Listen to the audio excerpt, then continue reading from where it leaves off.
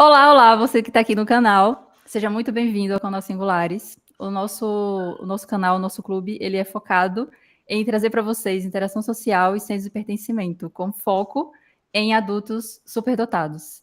Então, se você está por aqui, já se inscreva no canal, curta o vídeo, comente, traga ideias de próximos temas e próximas ideias para a gente gravar também.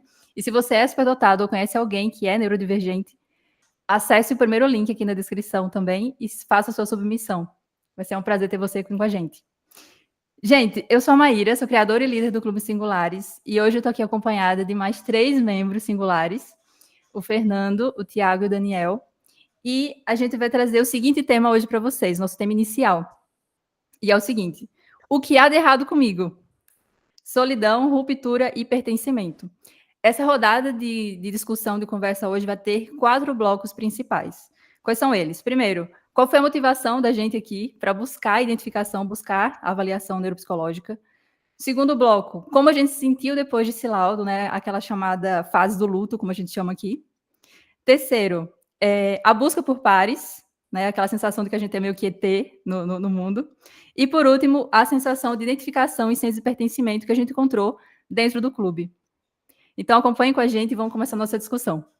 Bom, para começar, eu queria lançar essa primeira pergunta aqui para a gente, para os nossos membros singulares aqui. E eu queria saber quem quer começar falando do porquê resolveu buscar a identificação. Quem quer começar? 2 ou 1. Vai, Thiago. Eu posso começar, eu sou mais velho, então vamos por ordem cronológica. Vamos lá. Eu fui identificado em 1981 e foi uma exigência escolar mesmo. Eu comecei na escola bem cedo e pré-primário, essas coisas, já tinha aprendido a ler, escrever, matemática e tudo mais, mas quando chegou na primeira série, que é quando está valendo, a Secretaria de Educação da cidade onde eu fui morar, que era Ribeirão Preto, exigiu que eu tivesse uma avaliação neuropsicológica para poder me matricular na primeira série, e aí eu tive que fazer. Já tinha detectado que eu era inteligente? Sim, mas eu nunca, até isso acontecer, eu nunca tinha ouvido falar de superdotação, nem de neurodiversidade. Eu já tinha manifestado algumas coisas de talento linguístico, matemático, essas coisas, era bem ativo e coisas do gênero, mas eu não me via como diferente das outras crianças, sei lá, me parecia que cada criança tinha seu talento e tal, não era uma coisa que me chamava muita atenção, mas quando chegou na primeira série não queriam me deixar me matricular, aí bateu aquele senso de justiça, né, eu comecei a pegar o papelzinho de, né, eu me formei no pré-primário, tá escrito aqui e tal, quero. Aí eu tive que ter um laudo para poder me matricular. E fora isso, assim, fora essa questão escolar mesmo, você, como você falou, você não percebia nenhuma grande diferença, assim, você via todo mundo tinha um talento e você não tinha nenhum outro aspecto, assim, sei lá, uma certa dificuldade, Então, eu era, assim, eu percebia que eu era diferente, isso foi uma coisa que foi começando a ficar tensa, e então tinha algumas diferenças, e eu comecei a ter aquela coisa de pressão por entregar a superdotação, sabe, mesmo não sabendo o que era, mas quando eu vi que os adultos, né, me davam biscoito quando eu acertava os números da tabuada, eu ia lá e decorava tudo, e eu comecei a ter uma pressão acadêmica em mim mesmo já no pré-primário, para fazer coisas, para decorar discurso, para apresentar na escola e tal, e comecei a sofrer um pouquinho com essa pressão, e eu via que eu não tinha muito contato com outras crianças da escola, era mais com professoras e com a família, mas entre os meus primos, acho que tem mais gente com perfil de superdotação, então eu não me sentia tão diferente, sabe, entre primos, assim, eu acho que eu tenho alguns que são também, não chegaram a ser laudados, que eu saiba, mas eu não me sentia tão diferente, assim, tinha outras pessoas que também eram multitalentosas e tal, mas sim, eu reparava que as outras crianças não sabiam ler, as crianças sabiam fazer conta, como eu fazia, e eu comecei a ficar me identificar um pouco com isso, sim, já antes de fazer o meu laudo. Entendi. Então foi cedo, olha só. Foi É bem uma coisa cedo, muito né? é uma coisa muito nova, assim, bem diferente. Lá no clube, a maioria das pessoas são, diagnosticadas tardiamente. Então, sempre vão ter a perspectiva de alguém que foi muito cedo, assim, né. E os demais? Como é que foi para vocês? Por que começar a buscar isso, começar a ser avaliado, etc? Acho que o Daniel ia falar agora ou é o Fernando? Diferente do Thiago, né? Eu não tive o laudo, a identificação na infância, mas o que me levou a buscar foi porque desde a infância eu me sentia um estranho no ninho. Isso desde do jardim, né? Antes ainda do prezinho. Bom, um dos motivos era porque eu tinha uma memória muito boa, uma memória episódica, especificamente. E então, assim, eu consigo, hoje, né, por exemplo, eu consigo lembrar tranquilamente de coisas desde os meus 3 anos e meio. E de coisas que me falaram. Na época, eu já era assim, eu corrigia muitas pessoas, né? Eu queria que elas repetissem exatamente como foi a situação, os adultos, né? E eu sempre preferi conversar com pessoas mais velhas, com adultos, do que com pessoas da minha idade. Eu não tinha muita identificação com elas. E aí, na época, né, eu achei bem bacana essa história do Thiago aí, que obrigaram ele a fazer a avaliação, porque, né, comigo foi ao contrário, né? Estudava em escola pública e não tinha isso. Não existia esse tipo de suporte, acho que nem de entendimento. O que fizeram foi me avançar de ano, né? Então eu pulei eu entrei na primeira série um ano antes. Só que sem laudo, né? Sem o motivo é porque eu já sabia das coisas. Minha mãe já tinha me alfabetizado em casa. Eu sempre fui muito curioso. E aí, depois de adulto, né? Essa sensação sempre me perseguiu, de eu me sentir muito diferente dos outros. Na questão intelectual, né, de inteligência, nem tanto. Assim, eu percebia que em algumas coisas, principalmente coisas que eu gosto, eu me destacava muito. Mas, como o Thiago falou, eu enxergava, eu achava que cada um tinha o seu talento e tal. Mas eu continuei me sentindo um ET, um estranho no ninho. E eu lembro que até eu falava para minha mãe, eu falava, mãe, eu acho que eu sou um ET que jogaram aqui na Terra e vocês pegaram para criar. E minha mãe, coitada, né, tentava me ajudar, mas enfim. E aí, agora, né, depois de adulto, foi no ano 2024, né, que eu comecei a fazer a avaliação neuropsicológica. E primeiro com a minha psicóloga, né, online, depois eu fui fazer presencialmente, né, para poder fazer os testes, mas que ela não tinha todos os testes. E eu preferi presencialmente também. E aí houve a identificação. Aí eu falei, bom, já sei de que planeta que eu vim. Agora eu preciso encontrar esse planeta. Bom. Muito bom, muito bom. Olha só, já deu o spoiler da identidade visual dos singulares aí, né? Depois vocês vão entender depois no final. Mas vamos lá. Depois eu vou ficar por último, então. Depois de Fernando eu falo o meu lado. Mas fala aí, Fernando, por que decidiu buscar o laudo? Eu nunca quis buscar o laudo. Eu sempre lutei contra a minha superdotação. Por conta do pertencimento. Então, desde criança, eu poderia, em jogos de videogame, de quebra-cabeça, de tabuada e de qualquer coisa,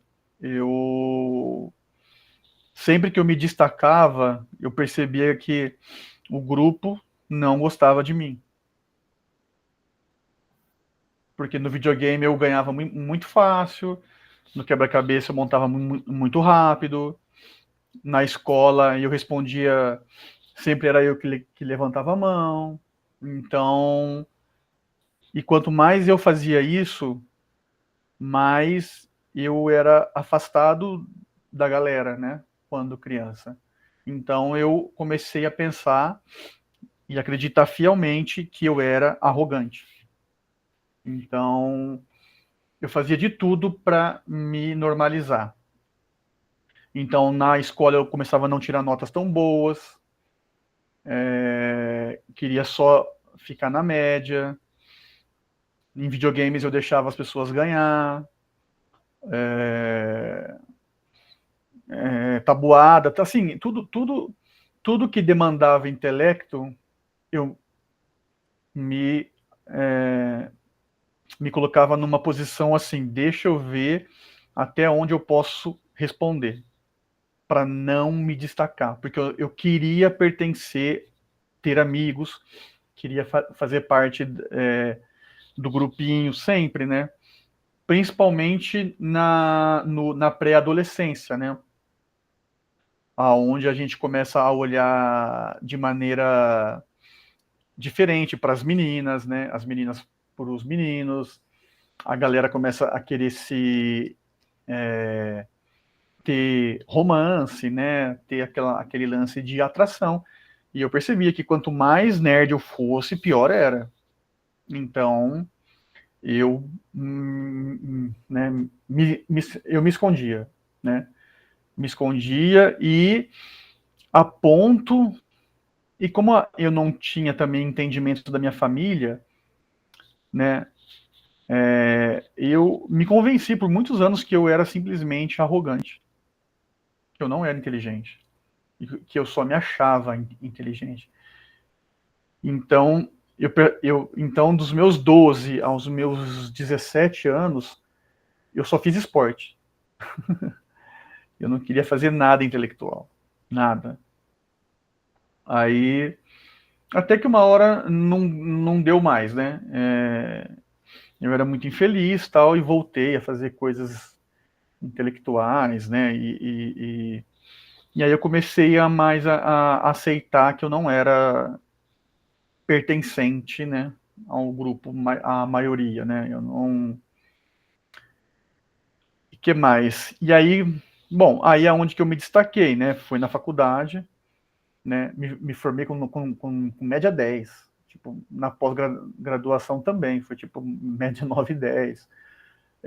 E tipo, sem estudar. Eu não estudava. Então, por quê? Porque eu trabalhava já, né? Eu sempre trabalhei desde os 17 anos, então, e sempre tive bons empregos, porque aprendido sozinho mexer com computador, com software, né? Então, e aí no trabalho eu tive problemas, né? Porque eu sempre trabalhei em multinacional, e quando você entra numa multinacional tem a hierarquia, e você se torna ameaça, né? Você entra num departamento que você resolve um monte de problema que existia há anos, o seu chefe, o chefe do seu chefe, alguém te vê como ameaça, assim, tipo, nossa, esse cara vai chamar muita atenção. Então era sabotado, aí eu trocava de empresa, né, por raiva, mas mas ainda assim eu tinha aquele sentimento de me achar inteligente e ser arrogante. Eu era convencido que eu não era inteligente, que eu era arrogante, que era um defeito meu, né? Então eu me mantive muito nas sombras, até que quando eu entrei firme assim para ser consultor de tecnologia da informação, que eu comecei a ouvir de pares meus, né? Tipo assim, pequenas frases, né? Tipo, eu nunca vi isso na minha vida inteira, sabe? Esse tipo de frase. Nunca trabalhei com alguém assim. Eu nunca tinha visto esse tipo de resposta. Eu nunca tinha visto esse tipo de comportamento. Aí, beleza, né? E isso fez eu voltar um pouco a acreditar assim, nossa, será então que eu sou diferente? Né? Mas mesmo assim eu ainda não. Mas aí até que eu tive muita crise de ansiedade, muitas. Crises feias mesmo. Aonde que a psiquiatra, acho que no segundo dia da psiquiatra, ela já pediu o exame neuropsicológico. E ela falou assim, ó, eu já sei que você é autista, eu já sei que você é superdotado, mas eu preciso que você faça esses testes. Aí fui lá, então pra você ver, eu nunca busquei, né, ter o laudo.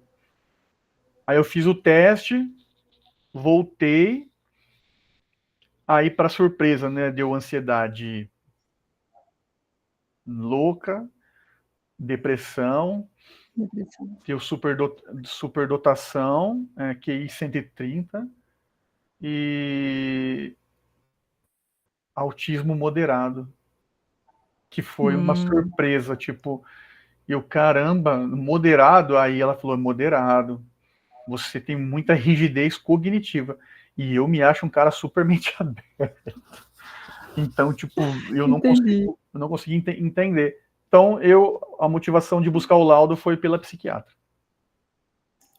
Entendi. Nunca foi minha. Caramba, foi uma história, né? Entre aspas, foi um rolê, né? Para conseguir descobrir o porquê dessa estranheza, vamos falar assim. Sim. Interessante. Cada uma história diferente. A minha também é diferente de vocês. Então, 4 histórias diferentes. É bom que o pessoal que está assistindo vai conseguir se identificar com histórias diferentes. Isso é bom. No meu caso, eu nem sabia, não passava pela minha cabeça. Eu sempre imaginei superdotado como aquela galera que meio malucão, assim, que sabe fazer conta rápido, que é meio...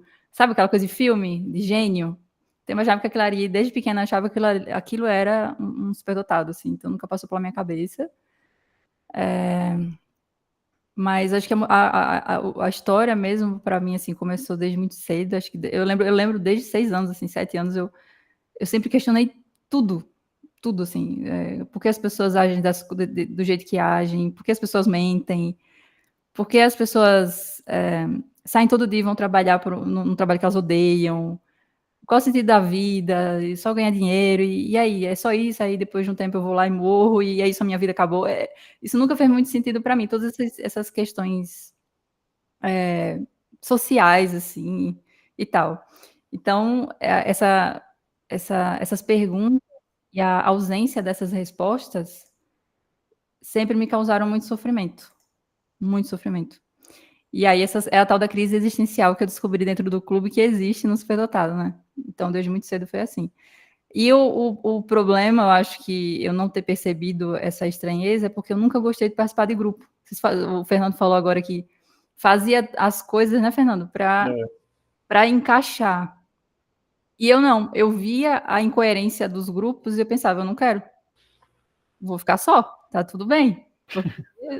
Não faz sentido isso aqui. Eu tenho uma aversão, assim, talvez essa rigidez cognitiva do Fernando que ele comentou, da questão do autismo, que eu também tenho. Se o negócio não é coerente para mim, fica meio confuso eu estar ali, me maltrata muito ficar num lugar assim. Então, eu falava, então, vou ficar só, tudo bem. E aí, nesse ficar só, eu sempre tirei nota alta. Então, sempre fui... Normalmente, eu era a melhor aluna da escola. E eu não estava nem aí se as pessoas não gostavam muito de mim por causa disso, assim. Então, eu sempre ficava muito sozinha. E por isso, talvez, eu nunca pensei que existisse esse termo de superdotação, outras habilidades e tal. Então, eu não sabia nem... Eu só sabia que as pessoas eram incoerentes, mas eu não sabia... E que eu não gostar dessa incoerência era estranho, mas não que eu... Tá entendendo? É uma coisa meio confusa. Você se achava chata. Exatamente. Eu sempre falaram isso. A Maíra é chata, a Maíra é exigente, a Maíra, sei lá, muito certinha. Também tinha essa também, o adjetivo, muito certinha.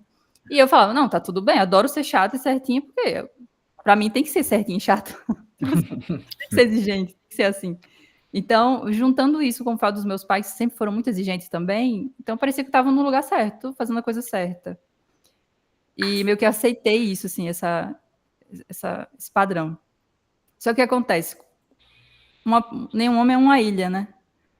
E aí você passar muito tempo na sua vida sozinha, então eu falo muito isso, né? Eu presencialmente eu não tenho, eu não me lembro de nomes, assim, sei lá, talvez eu lembre de 5 nomes de pessoas que foram minhas amigas, entre aspas, na minha vida, assim. Então, não é uma coisa fácil para mim. Talvez por questão do autismo também. Mas aí o que rolou depois disso? A depressão. Então, eu já tive desde muito cedo, por questão de traumas e problemas da minha família.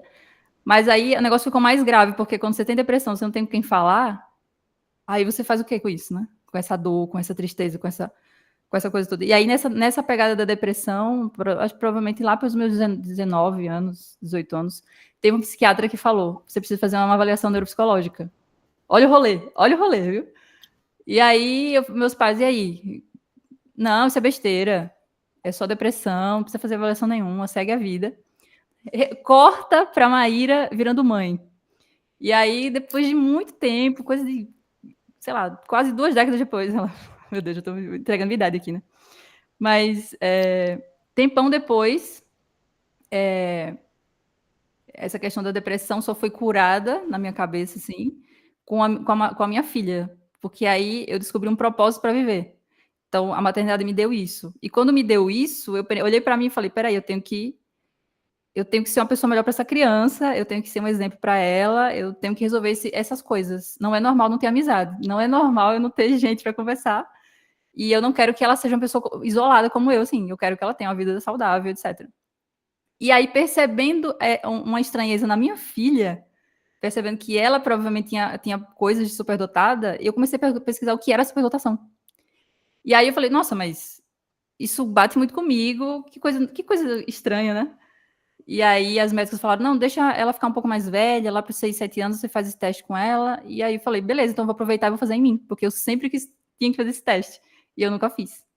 E aí foi assim que eu fiz. E eu literalmente, assim, eu lembro piamente, quando eu sentei na mesa da médica, eu falei, ó, eu não pesquisei como é que vai ser teste, eu não pesquisei o que é que eu tenho que ser para ser superdotada. Eu não quero nem saber se... Eu meio que repeli qualquer informação para eu não falsificar o teste, sabe essa coisa assim? Então, assim, ó, pode dar que eu tenho que ir baixo, pode dar que eu tenho que ir 80, eu só quero a verdade, sabe? Foi bem assim que eu fui lá. E aí, ela, não, beleza, tal. E eu sempre me neguei muito a fazer isso. Então, fiz os testes, fui lá, foi bem cansativo, bem longo.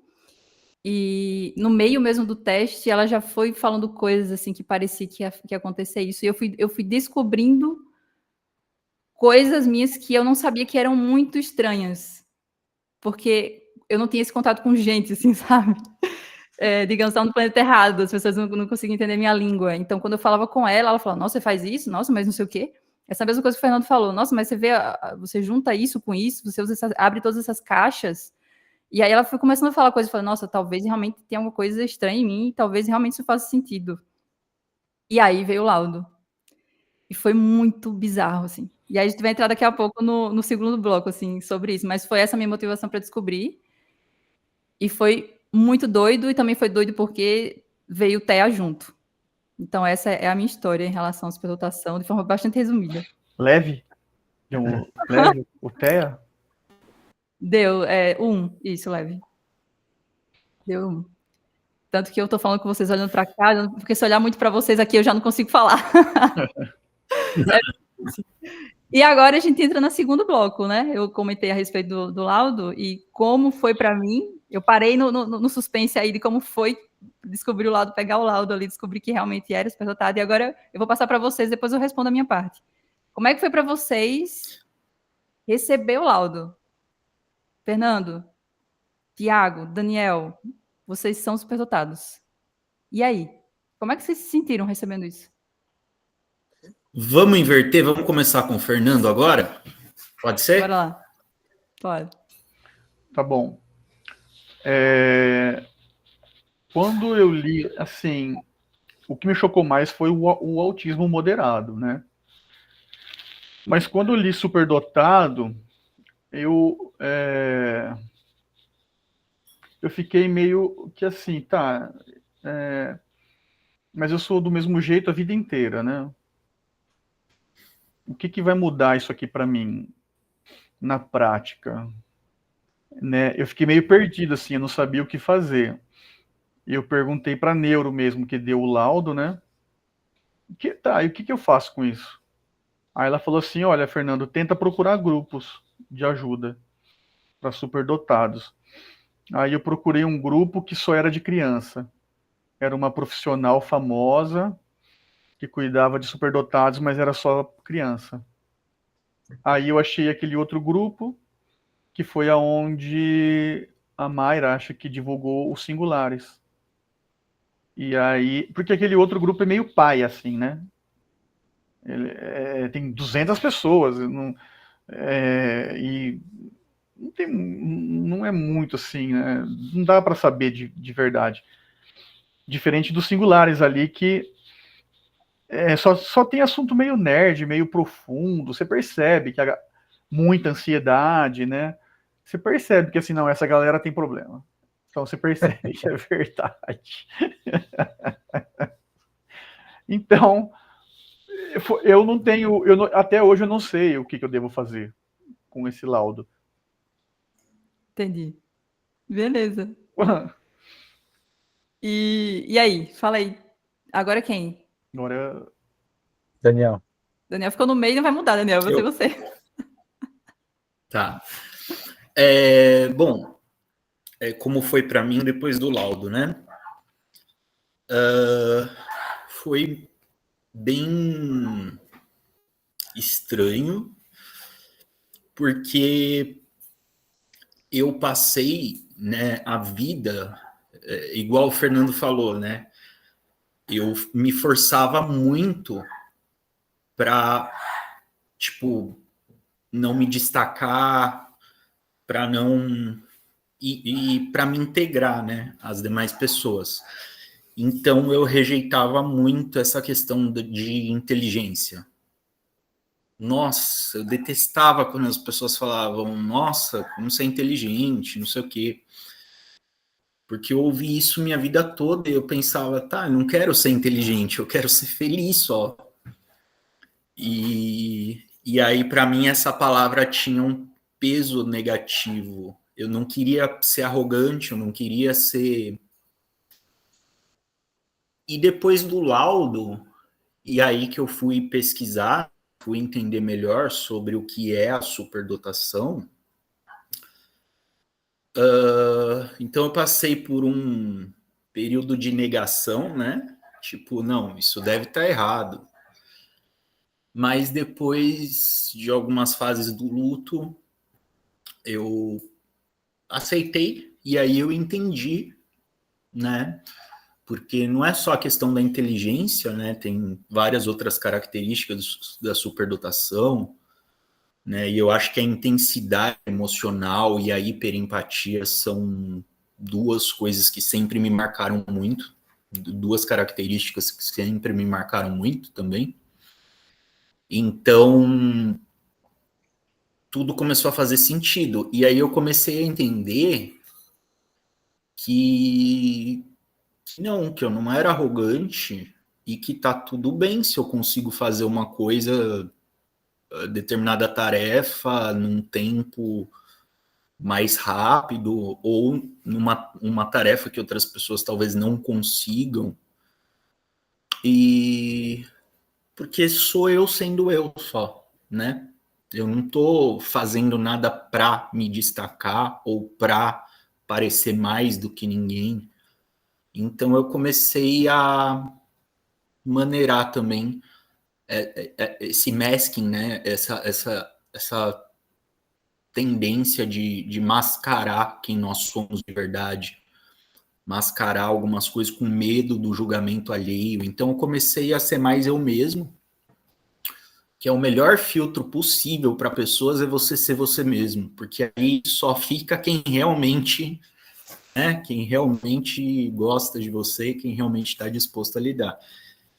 E aí, depois da aceitação, eu falei, bom, né, como o Fernando, eu falei, tá, e o que eu vou fazer com isso agora?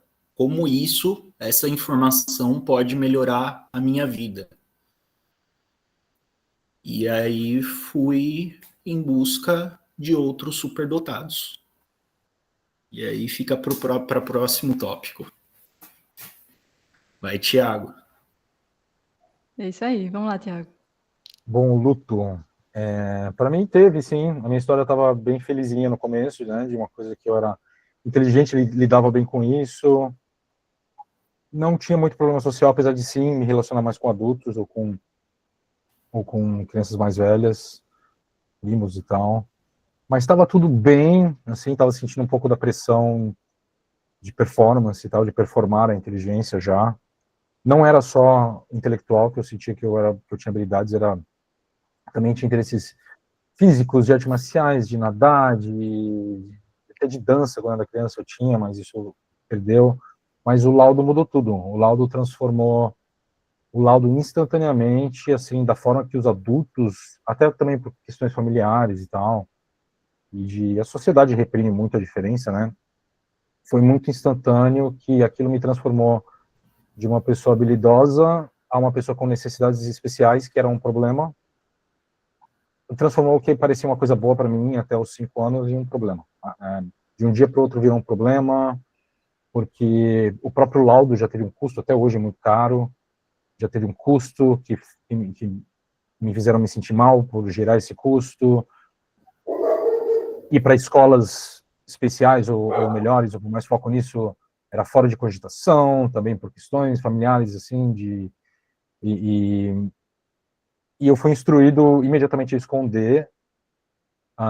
Também fui levado a acreditar que o que eu me senti tipo uma criança inteligente, nesse processo eu descobri que existiam superdotados, que era uma coisa tipo Einstein, Mozart, e que eu era tipo um superdotado burro, não um menino inteligente. Porque não saía sinfonias dos meus dedos quando eu sentava no piano. Então foi de um menino mais inteligente para, pô, você é um cara desse tipo aí, só que sem essas capacidades todas que essa galera tem. E também se dizia muito, isso era uma coisa que se dizia muito na época, que quem tinha superdotação era uma coisa que você ia chegar na adolescência mais burro que os outros. Assim, isso é uma coisa que me foi falado muito por familiares abusivos, tipo, esse aí era inteligente quando tinha 5 anos, quando chegar nos 15 vai ser um idiota. Sabe, eu ainda, quando eu cheguei, assim, aos 16 eu passei na FUVEST, vestibular, entrei numa federal, mas teve gente que ficou chocada, que pensou, pô, isso aí, sabe, já me consideravam, assim, burrão, assim, e tal. E, então, ali naquele momento, foi um luto, porque foi uma coisa de uma hora para outra mesmo, de um dia para o outro, foi de ter o papel na mão. Eu era pequeno, não lembro muito, mas eu acho que eu fui fazer no espírito de, pô, é uma prova que eu vou fazer e vou passar, como eu já fiz outras. Mas acabou sendo uma coisa que me classificou como diferente, e de uma forma clínica. E algumas pessoas, figuras autoritárias, tipo pai, ou professores, ou diretor de escola que eram mais autoritários e tal, eles usavam isso mesmo como contra mim mesmo, como esse menino não tinha que estar aqui. E aí eu aprendi a esconder. Eu era muito falador e tal, eu tive uma fase que eu fiquei não verbal. Nunca fui laudado com autismo, não, mas talvez eu tenha. Já fui medicado por autismo, mas não lembro de ter sido laudado. Mas eu fiquei não verbal um tempo depois disso. Mas resisti bem, assim, na medida do possível. Me identifiquei muito com as coisas que o Fernando falou, assim, eu também estudei computação, sou de tecnologia. Não tive muita oportunidade antes de chegar na faculdade de explorar essas coisas, por falta de equipamento e tal, muitas outras coisas. Mas essa coisa do mundo de trabalho é muito isso. Na faculdade eu fui mais ou menos, eu não fui um média 10, não. Tirei uns 10 inesperados em matérias onde depois eu fui entender que é onde eu tinha talento mesmo, coisas tipo grafos, essas coisas. Mas quando chega no mundo do trabalho, essa coisa da hierarquia, do autoritarismo, de multinacionais, e de você dar o rage quit, né, sair de raiva, isso aí me identifiquei total, assim, minha carreira teve muito disso, de você ver coisas que dá para fazer melhor, e ou as pessoas aceitarem fazer e ser melhor, e isso tem um resultado pior ainda, porque ameaça alguém que começa a te sabotar. E aí você fica com a dificuldade de lidar com isso. Então, tudo isso que depois foi se manifestar na vida profissional e tal, naquele período condensado de fazer o laudo e começar a primeira série, que já não era o que eu esperava, né? Eu achei que aprender coisa nova na primeira série, chegando na primeira série, eu já sabia tudo, estava ali. Aquele ciclo de 3 a 6 meses de decepção, de abuso e tal, eu entendi ali que eu falei, nossa, o resto da vida vai ser assim. Então eu tive uma crisezinha existencial de entendi o mundo é não é a festinha que foi o pré-primário. O mundo é desse jeito aqui, é daqui para pior. Então isso aí foi uma fase de luto de 1 ano, assim. Foi difícil esse primeiro ano depois do laudo. Pô, bem... É trágico, mas é interessante para quem está assistindo, muitas vezes que nem é superdotado, entender, porque muitas vezes você ouve, superdotado, né? Coloca a thumb aqui, né? Superdotados, já pensa, não, mas eles são superdotados, não sofrem, né? Não tem nem motivo para sofrer, QI alto, como é que vocês estão reclamando aí de QI alto? A gente não está reclamando de QI alto, não. O que a gente está querendo explicar, e nesses relatos aqui, é exatamente isso. Existe, né, obviamente, esse ponto, mas existe toda uma carga do outro lado emocional, psicológica, que também acontece e não dá para dizer que isso é irrelevante, pelo contrário, né? A gente fala muito sobre isso no grupo, até o nosso colega falou aqui, né? Essas questões existenciais é algo que permeia muito a vida da gente. Agora, em relação a mim, ninguém perguntou, né? Vocês viram que ninguém perguntou sobre mim, então eu tô aqui sozinha, falando sozinha, ninguém falou. E você, Maíra? Cadê? Olha a empatia, a hiperempatia que dizem que superdotado tem, não estou vendo aqui, ninguém perguntou de mim, ó. Já repetiu, você é host. Mas e você, Maíra, como é que foi para você? Muito obrigada por perguntar. Então, a primeira coisa que eu fiz quando ela falou, primeiro eu chorei, obviamente, ela falando e eu chorando, porque faço um filme na cabeça, mas a primeira coisa que eu fiz, eu dei uma porrada na mesa assim, eu falei, eu não sou doida! Então a primeira coisa que deu, assim, foi mais uma coisa de autoestima, do tipo assim, não, então não era loucura esse negócio de ficar arborizando, de ficar pensando, fala uma palavra, você já vai pensar em um filme, em uma série, em uma coisa que aconteceu na sua vida quando você tinha 5 anos, então, peraí, então eu não sou doido, então isso realmente faz sentido. Então eu lembro que eu dei uma porrada na mesa assim, eu falei, caraca, eu não sou maluca, eu sou só uma pessoa diferente, né? Então acho que deu essa primeira coisa, assim, no instante, assim, logo depois que eu parei de chorar, que demorou um pouco também, mas logo depois disso, aí entram as fases do luto. E aí quais foram as fases para mim? Primeiro teve essa negação do tipo, por que raios ninguém percebeu que eu era assim? Por que raios ninguém fez esse teste antes de mim? Né? E isso é muito pesado, é horrível. Você começa a querer culpar as pessoas, né? Mas a minha mãe, mas o meu pai. E aí você tem que passar por essa fase e virar essa página, né? Esquece isso, já foi. E aí entra a segunda fase, né? Quer dizer, a segunda fase seria a raiva, né? Não, negação, do tipo, eu não sou tão inteligente, mas depois você descobre que é, e aí vem a raiva, você começa a culpar as pessoas, depois vem a barganha, né? Do tipo, sabe aquele papo de não, as coisas aconteceram como tinham que acontecer, sabe? Essas frases que as pessoas falam. Não, mas é isso mesmo. É a minha história, sabe? É a história que eu vou contar para os meus filhos, e é a história que eu vou contar para os meus amigos. Então você começa a aceitar que isso talvez faça parte de algum plano que existe para sua vida e faz parte, e isso vai gerar alguma missão, algum propósito, alguma coisa vai acontecer com isso. Spoiler, aconteceu. E aí vem a depressão, obviamente. Então você começa a pensar, meu Deus, e agora? Como é que vai ser isso? Para que eu vou usar isso? Como o Thiago falou também agora. E depois vem a aceitação. Quando chega a aceitação, você começa a pensar realmente nos outros, assim, em relação a eu preciso da galera. A Maíra, que antes não queria saber de grupo, começou a pensar, mas espera aí, se tem gente estranha igual a mim, eu preciso achar esse povo. E aí entra a criação dos singulares, essa história. Porque foi na fase da depressão, dessas fases do luto aqui, foi na fase da depressão, assim, que eu mandei uma mensagem lá num grupo, né, em um grupo do Facebook. Eu falei, eu preciso fazer um grupo, eu não aguento mais, eu não vou aguentar isso aqui, né? Agora eu sei porque eu sou assim, eu sei o nome, então, o conceito de coisas é uma coisa que me dá muita calma, assim. Então, existe um nome, o nome disso é superdotado. Beleza, então é isso aqui que eu tenho que procurar. Então, o que é que eu vou fazer com isso? Então, na crise, eu fui lá e fiz aquela mensagem que gerou a fase da aceitação na minha cabeça, que foi a descoberta de que tem outras pessoas estranhas, como eu, e que compactuam das mesmas dificuldades e das mesmas formas de ver o mundo, assim. E isso é muito libertador mesmo. E, de novo, eu dei um spoiler para o nosso terceiro quadro, terceiro bloco da nossa entrevista, que é exatamente essa, a lacuna das amizades.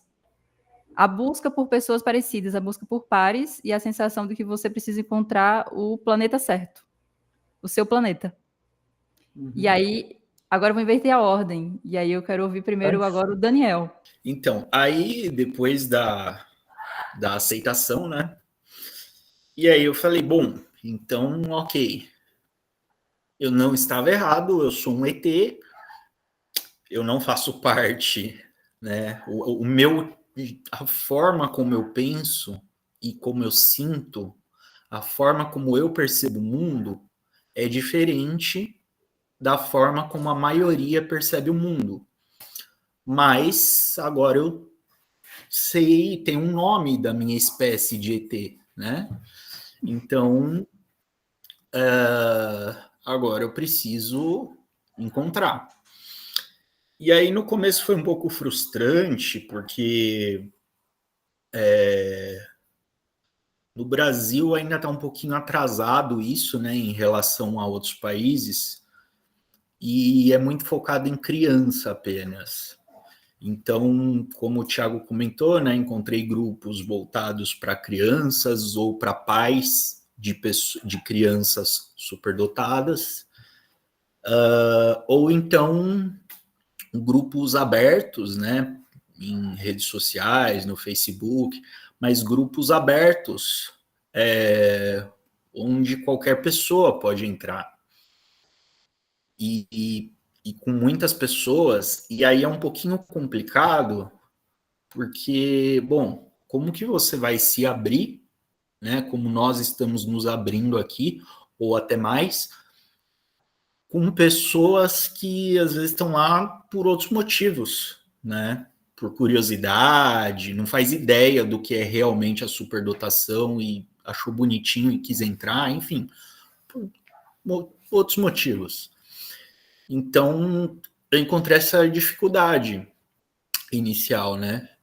Mas ainda bem que eu me arrisquei, me aventurei nessa busca, porque foi assim que eu, por um acaso, vi um post de uma menina aparentemente ansiosa para encontrar semelhantes, né? E aí eu respondi esse post e encontrei o Singulares. E aí fica para a próxima pauta. Quando você então sentiu a necessidade de encontrar esses pares. Senti. Isso foi uma coisa que você quis fazer. Ah, tá, beleza. Sim, é uma necessidade que eu sempre senti a minha vida inteira, de encontrar pessoas iguais a mim. Iguais. E aqui é depois acho que até fica melhor para o próximo ponto a gente falar melhor sobre isso. Ah. Mas iguais, obviamente, né, que nunca a gente vai encontrar, né? Do mesmo jeito que Sim. Em qualquer condição, uma pessoa não é igual a outra, e essa que é a beleza, né? Eu costumo dizer que cada ser humano em si carrega uma complexidade muito maior do que todo o universo, e os físicos que me desculpem. Mas quando eu falo encontrar pessoas iguais a mim, é no modus operandi, né? No jeito de funcionamento dessa máquina chamada cérebro, uma forma de funcionamento. Então, tendo ou não semelhanças de ideias, concordando ou não com determinados assuntos, a forma como nós raciocinamos é semelhante. E isso, enfim, era esse tipo de pessoa que eu buscava. Tiago, fala aí. Bom, busca por pares, assim, antes de, assim, a coisa de superdotação eu enterrei na minha vida durante muito tempo, nunca falei disso, nem para pessoas mais próximas, voltei a pensar nisso esse ano, mas ao longo da vida eu sempre procurei me relacionar e procurar amizades com pessoas mais parecidas comigo, e sempre gravitei para aqueles que são nerds, autistas, inteligentes, alternativos, hipsters, indies, LGBT, essas coisas todas. Eu acho que é onde eu sempre me encontrei mais. Mas, de certa forma, assim, eu tenho uma facilidade, eu sou totalmente contraditório, sabe? Eu tenho uma facilidade social para me relacionar com qualquer tipo de pessoa, mas a minha bateria social pode ser bem curta. E eu acho que E eu acho que todos nós, todo mundo que eu conheci do clube, tem um certo carisma, querendo ou não. Todos nós temos um certo carisma, e as pessoas reparam na gente. E eu vejo isso em todo mundo que eu conheci, vi no vídeo, na chamada de domingo também. Então, acho que quem tem superdotação tem isso, sim, de atrair atenção. E eu lido mais ou menos com isso. Eu sei navegar isso às vezes, mas a bateria social também é curta. Então, às vezes, eu posso passar por arrogante, ou blasé, ou intransigente, ou às vezes atrair as pessoas, que vêm que nem mosquinha para a lâmpada. É contraditório. Mas as pessoas com quem eu mais... eu não vou chamar de pares, porque eu não considero de pares assim, as pessoas que têm mesmo esse perfil que a gente tem.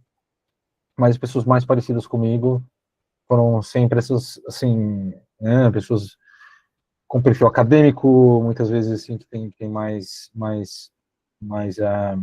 né, habilidades acadêmicas e tem um certo perfil de pensar diferente, de ser eu não vejo contradição entre ter a rigidez cognitiva e ter a mente aberta, viu, Fernando? Conheço um monte de gente assim. Sabe, eu acho que essas coisas, eu não entendo muito de rigidez cognitiva, mas eu não vejo contradição, porque eu vejo as pessoas como sendo abertas a novas ideias, e ao mesmo tempo sendo muito rígidas, um monte de gente assim. Né, estudei computação, é cheio de nerd que vocês não imaginam. Mas a coisa de busca por pares mesmo, eu nunca encontrei, eu não sabia, assim, pessoas que são bem do jeito que a gente é, no sentido de ter uma certa multidisciplinaridade e de pular de uma coisa para outra, e de ter essa intensidade emocional, e ser introspectivo, mas ao mesmo tempo falar pra caramba, todo esse contraditório. Isso eu achava que era muito uma combinação de vários diagnósticos meus e que não ia achar ninguém nunca, e então eu nunca fiquei buscando, né, outros superdotados. Nunca quis entrar em Mensa, porque a imagem que eu tenho da Mensa é o Roger do Traje Rigor, não é uma imagem que me atrai. Sabe? E nunca quis procurar esse tipo de coisa, ou Sheldon da televisão, essas coisas, sabe? Não me atraía. Mas quando eu comecei a me interessar mais em entender superdotação, que eu entendi que, poxa, existem pares por aí, eu devia conhecê-los. Porque os testes que a gente faz são muitos, e o que me chamou a atenção quando eu fui revisar o meu, que foi só esse ano, depois de décadas, é que tem um monte de coisa ali que eu não sabia nem o que era, sabe? Diversos tipos de habilidades que eu não sei nem o que são, o que significam, não tinha a menor ideia que as intensidades emocionais se mapeavam com isso, que o senso de justiça tinha a ver com isso, tudo mais. Então, aí, quando eu soube que isso existia, eu abri muitos olhos para as pessoas que eu já conheço, para ver quem eu acho que tem esse perfil.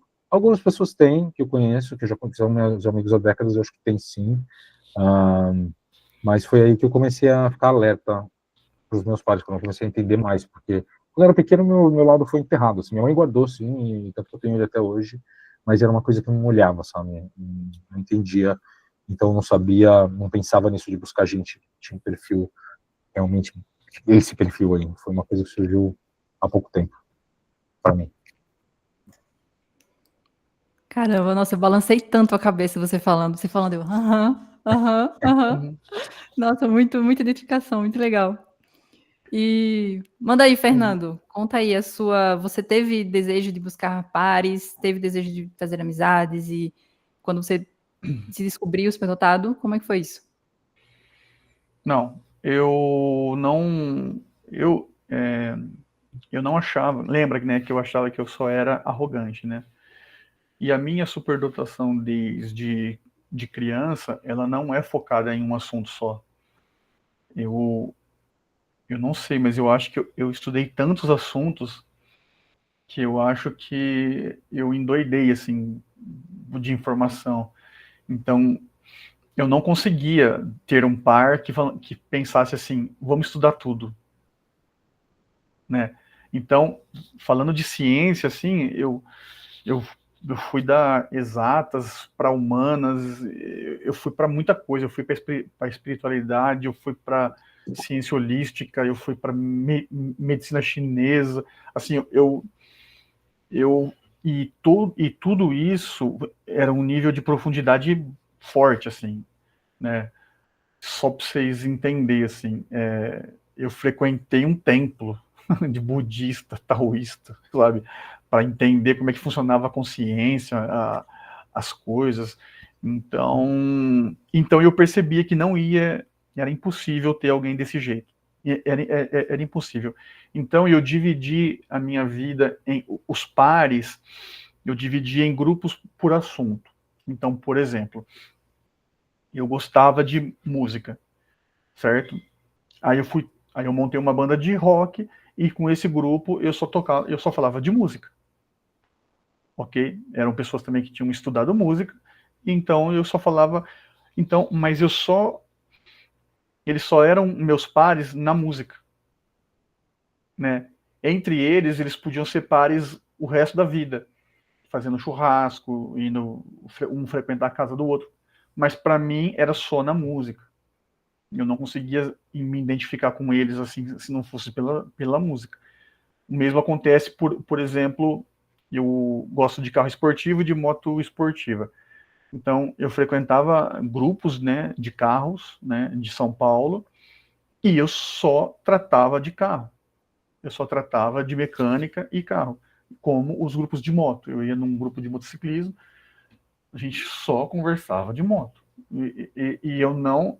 Eles puxavam outro assunto, eu já saía de perto. Qualquer assunto existencial, ciência, então, eu sabia que eu ia ultrapassar muito a conversa, eu ia deixar a conversa chata, iam me achar muito arrogante, né? Tipo assim, né? O que esse cara tá falando? Ninguém quer falar nesse nível de profundidade, né? Então eu me boicotava, então eu separava. Até hoje eu faço isso. Eu quero curtir um assunto, vou naquele grupo e só falo daquele assunto. Então, nunca eu achei que pudesse existir alguém assim, tipo, não, qualquer assunto que eu trouxer na mesa para discutir de forma analítica, vão conversar comigo. Eu nunca tive essa esperança. Nunca. Então, meus pares são por assunto. Não tenho par, digamos assim, um parceiro, uma parceira que vai conversar de tudo. Não vai. Eu desisti disso, assim, a minha vida é na desistência. Assim. Então eu vivo por grupos. Né? Eles não fazem ideia do que eu sou, do que eu penso, do que eu estudo. Caramba, vai dar um corte isso aí, viu, pessoal? Com certeza. Muito bom. Mas Isso e que você você, falou. Maíra? Como foi sua busca por pares? Finalmente, tá vendo? Também como eles são empáticos. Finalmente. Mas só um adendo, viu, Fernando? A gente sempre chama isso lá dentro do nosso clube de amigos temáticos, né, Daniel? São os amigos temáticos que o pessoal normalmente tem. A gente chama assim lá dentro. Uhum. Mas, sim, já que vocês perguntaram a respeito de mim, a minha busca por pares, etc., é interessante, né? Vocês falam, existem vários outros grupos de superdotados e tal, mas eu sempre senti falta de alguma coisa focada naquilo que talvez o que eu tinha muita falta em relação à interação social e o que eu achava que realmente ia fazer diferença, sabe? Então, eu sempre falo, até eu sempre comento sobre isso, é como se interagir com as pessoas fosse na minha concepção uma forma de regulação. Então, se eu tivesse um lugar para eu falar com as pessoas, conversar e trocar ideia, não sobre um assunto específico ou o meu hiperfoco, que até agora eu não encontrei um lá no clube que tem um hiperfoco igual ao meu, idêntico, para a gente bater papo, mas mesmo assim, eu me sinto muito feliz em acompanhar o hiperfoco e as conversas das outras pessoas, porque é como se, de certa forma, eu me alimentasse, né, alimentasse a minha curiosidade com aquilo que eles estão falando lá, entendeu? Não exatamente sobre o que eu hiperfoco, já que, como eu hiperfoco, é algo que eu considero que me transforma numa pessoa meio insuportável, porque eu só falo sobre o mesmo assunto. Então, ainda acredito que as pessoas que forem falar sobre o assunto que eu gosto vão me achar muito insuportável e chata. Até entre os superdotados. Então, ainda estou aguardando, quem sabe quem está assistindo o vídeo vai ter o hiperfoco igual o meu e entra no clube e aí vou ter mais papo para falar. E mas eu sempre... Qual é? Hã? E qual é? Ó, tá vendo? Ó, perguntaram, tem esperança. Então, o meu é tudo que permeia o tempo. Então, o que você faz no tempo, como você organiza o tempo, como você guarda o tempo, como você congela ele, como você faz ele esticar, como você faz ele condensar. Tudo que tem a ver com isso é uma coisa meio fascinante para mim. Você Não tá dá para ver falando. aqui, mas o meu parede aqui do lado, vocês não estão obviamente vendo, mas tem um monte de post-it, um monte de imagem, de coisas de tempo, ampulheta, e o que é o tempo, e fisicamente falando, e Mas você tá etc. falando de física? Não, quando eu vou conceituar, tipo, a sociologia do tempo, eu sempre pincelo a física, mas a grande questão não é a física, mas o que você faz no tempo que você tem. Então, organizar o tempo, talvez gestão do tempo, a gestão dele, de projeto, de processo, e aí já entra a parte de trabalho. Mas Então, você pincela a física, né? Isso que é o produtividade, diferencial. então esses assuntos. Oi? Mas você pincela a física e parece que você falou também de experiência e percepção do tempo, não? Isso. Então não é só gestão. Exatamente. É porque é como se fossem várias caixinhas, mas o assunto principal. Até a fotografia, para você ter ideia. Quando eu adoro fotografia, ou eu adoro vídeo. Eu só faço fotografia e só gravo vídeo porque eu tô pensando em como guardar o tempo. Então, é como se esse assunto ficasse só na minha cabeça. Toda hora, em qualquer absolutamente tudo que eu faço e falo, entendeu?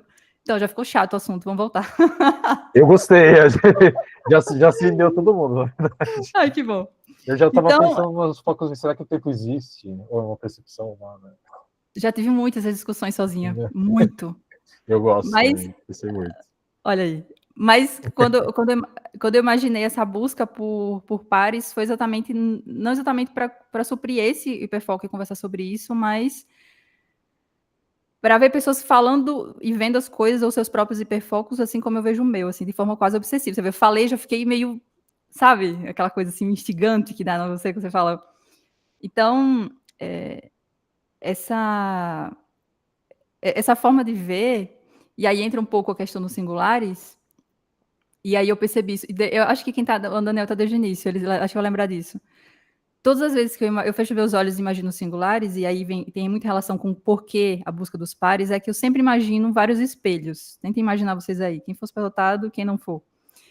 Eu sempre imagino vários espelhinhos. É como se hoje, por exemplo, que a gente tem no clube 31 pessoas, é como se cada pessoa fosse um espelho, e aí eu fico imaginando todos os espelhos coladinhos um do lado do outro, e aí eu consigo me enxergar melhor através de vários espelhos. Então, digamos assim, quanto mais membros, quanto mais pessoas ali, mais eu vou conseguir me enxergar. É assim que eu vejo o clube. Talvez por isso essa minha gana assim, de fazer o negócio dar certo e fazer com que tenha mais gente, mais pessoas. Porque eu imagino que a interação, e quanto mais gente, porque sempre que entra alguém no clube, sempre essa pessoa tem alguma coisa muito diferente. Tem uma peculiaridade, uma singularidade muito diferente. Então parece que eu consigo identificar com algum ponto ali que ela falou, com alguma coisa nova. E aí é novo, e a gente adora novidade. A gente gosta muito disso, né? Então, foi essa a motivação para mim, assim, para querer, e por que exatamente querer esse tipo de pares, assim.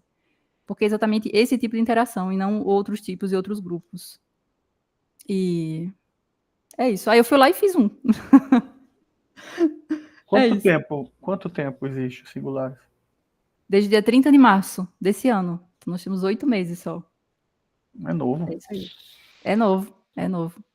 E ano que vem faremos um ano, já temos o encontro anual do primeiro encontro anual Singulares agendado, com dia, horário e localização confirmada em breve, mas já está tudo muito andado, assim. Então, é isso, assim, é uma coisa muito, muito boa para mim e virou um propósito mesmo, assim, para minha vida, um propósito a mais.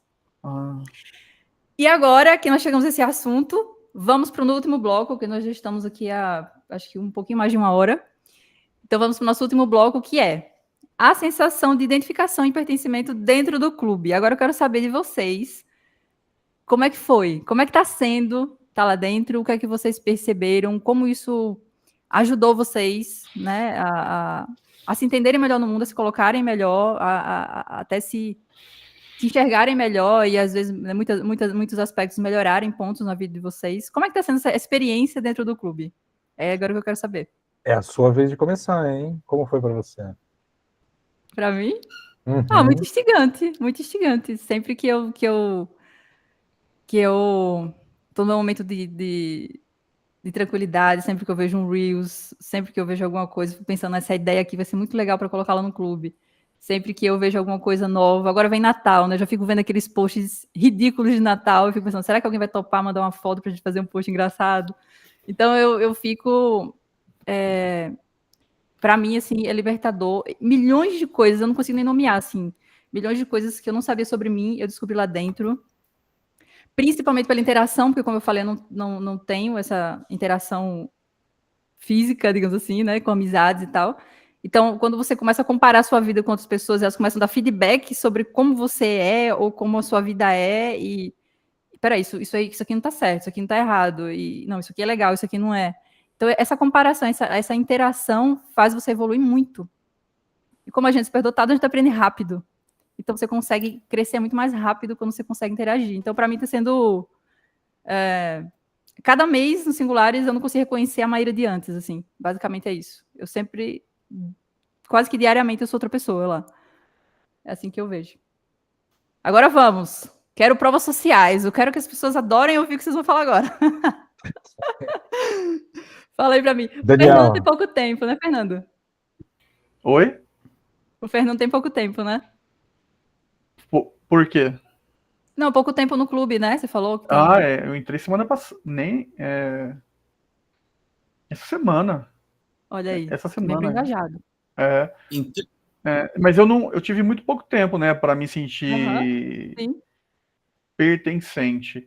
Mas nessa reunião aqui por vídeo, eu consegui sentir um pouco, né? Porque, por exemplo, você falou do tempo, né? Que você tem uma perspectiva ali do tempo. E eu tenho uma outra. Você tem o hiperfoco no tempo e como organizar ele. E eu tenho um hiperfoco na ciência que fala do tempo. Então, tipo assim, qualquer coisa que a ciência vai relacionar às forças do universo, né? De criação mesmo, né? De como que o universo se formou e o tempo é uma dimensão importante ali. Tudo isso me pega no hiperfoco, assim. Então, mas o meu hiperfoco é do porquê que existe. Então, tipo assim, existe uma força gravitacional, né? Aí eu sei como é que ela nasceu, né? Eu sei dali, da onde que ela vem, do porquê que ela vem, de como que ela vem se moldando desde o início do universo ali, por que ela tá ali, que ela existe. Mas por que que as regras do universo formaram essas forças para existir? O meu hiperfoco, ele pega numa raiz, assim, bem de início, assim, né? Por quê? Aí, beleza, aí teve o tempo, né? Que é uma dimensão. Mas por que teve que ter, né? E o mais engraçado é que não existe, se não tivesse tudo isso junto, não ia ser como é, né? Ia ser completamente diferente o universo. E a minha questão é sempre nisso, assim, né? Por que fizeram assim? Por que as regras são assim? Ou, o pior, e se não teve porquê? E se simplesmente foi? Então, quando a gente começa a fazer esse tipo de questionamento, eu me sinto um pouquinho mais pertencente aos singulares. Muito bom. É como se você ficasse fazendo porquê, do porquê, do porquê, do porquê. E vai, arborizando. A gente chama de arborizar, pessoal. Muito bom. Olha, para mim, só para pegar desde o que o Fernando falou, assim, muito instantaneamente, quando eu entrei no grupo, só o fato das conversas do nada entrarem nesses caminhos, eu já me identifiquei. Só no fato da gente estar um segundo falando de uma coisa e daqui a pouco a gente está falando, sabe, da formação do universo, relacionando isso à gestão de tempo, e todo mundo vendo o maior sentido nisso, eu já me identifiquei, sabe? Bizarro. Porque isso, sim, tem muito amigo nerd, muito amigo inteligente, tenho grandes amigos que me acompanham em muita discussão, mas eles não fazem esse ping-pong que a gente faz, com essa naturalidade. Então, mesmo quando eu estou só observando no grupo, me dá uma paz vendo que o pessoal lá tá lá tocando mesmo essas conversas que arborizam e vão fundo e partem de cá para lá e faz sentido. Então, eu acho que ver existem outras pessoas. A gente não é tudo igualzinho, mas eu acho que só de ver que a gente tem essa arquitetura mental parecida, já foi assim, quando eu entrei e vi o chat, eu já achei que eu estava no lugar certo, e quando eu fiz a primeira chamada também. E é meio que a sensação daquela escola, turma especial que a gente não teve oportunidade de ir quando era criança, nem eu que fui logo na infância, que teria ido, a ideia era que fosse, mas não tinha na minha cidade e tal. Quando não tinha uma que eu pudesse acessar. É a sensação de estar nisso, de estar num lugar onde você não é um ET diferente de todo mundo, sabe?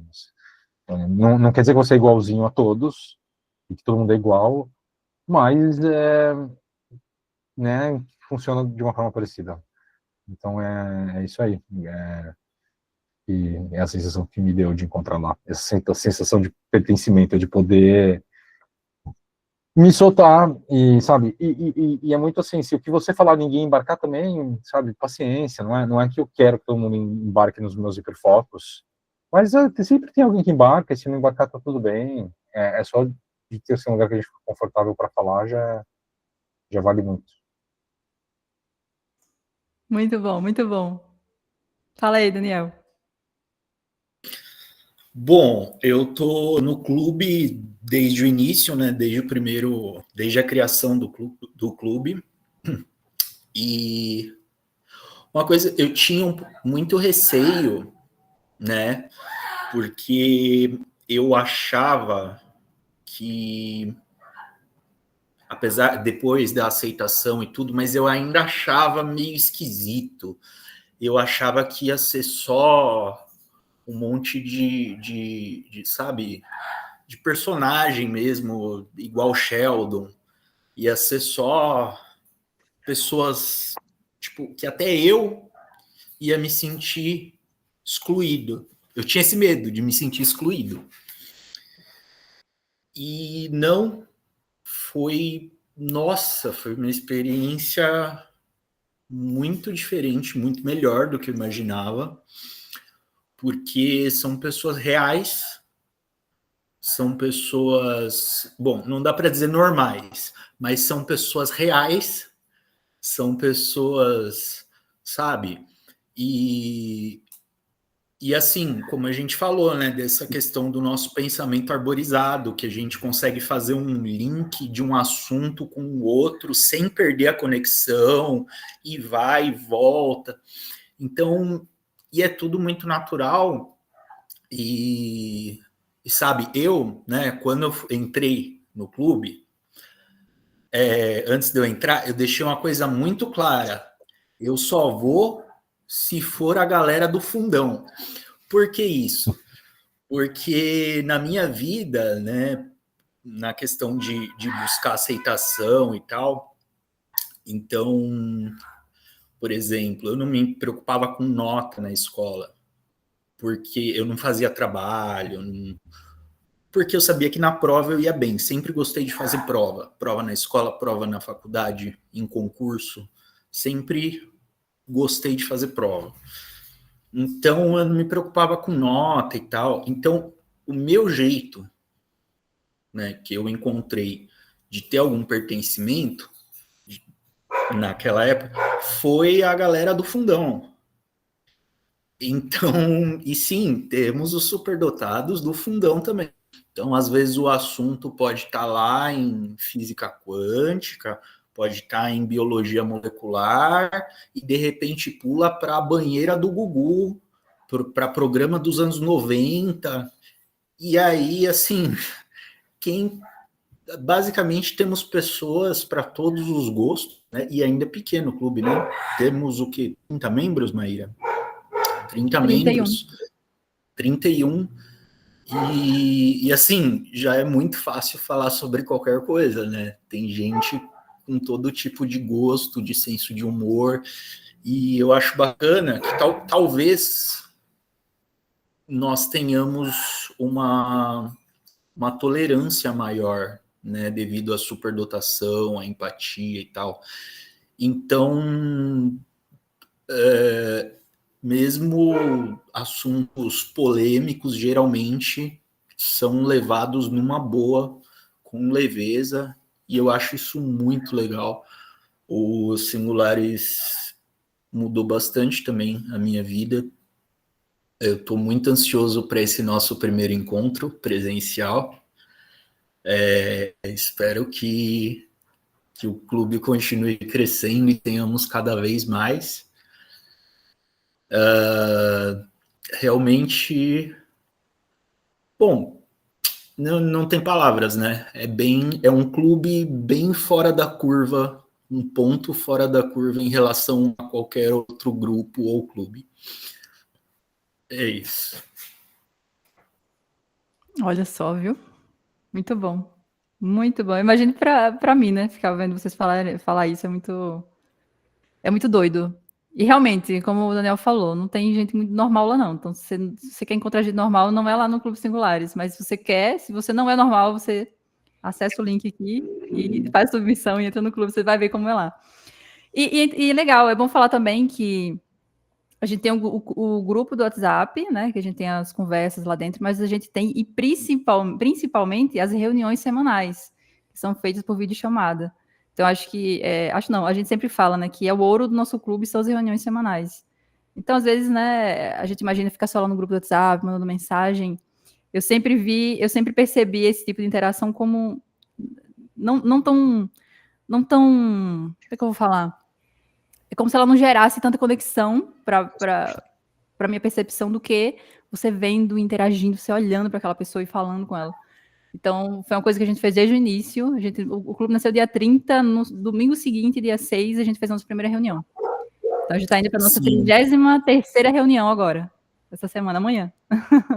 Sim, e eu acho, só para pontuar, eu acho que isso é muito bacana, e esse é o grande diferencial mesmo, que são esses nossos encontros telepresenciais, né, por vídeo.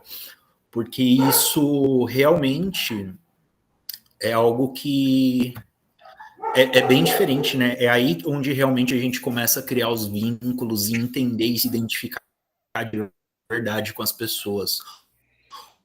A parte do chat, né, do WhatsApp, é complementar, né? Eu acho que é complementar e não obrigatório, né? Você pode passar a semana inteira sem ver, sem responder e você não vai perder nada. Mas a reunião que nós temos, né, a reunião telepresencial, aí realmente é o ponto alto. Cada uma é melhor do que a outra. É isso aí. Gente, é isso. Chegamos no final do nosso bloco, nosso segundo bloco finalizado aqui sobre como é o Singulares, como é que foi a perspectiva de todo mundo. Eu espero que vocês tenham curtido a ideia dessas reuniões temáticas, dessas rodadas temáticas. Se você está assistindo, quer dar uma ideia, comenta aqui embaixo qual o tema da nossa próxima reunião. E a gente sempre vai trazer pessoas novas, ou não, a gente repete esses, quem sabe. Então depende aí do pessoal, da agenda de todo mundo, mas a ideia é que a gente sempre traga um tema dentro desse universo, do universo da superdotação. Vocês querem deixar alguma mensagem? Querem finalizar alguma coisa?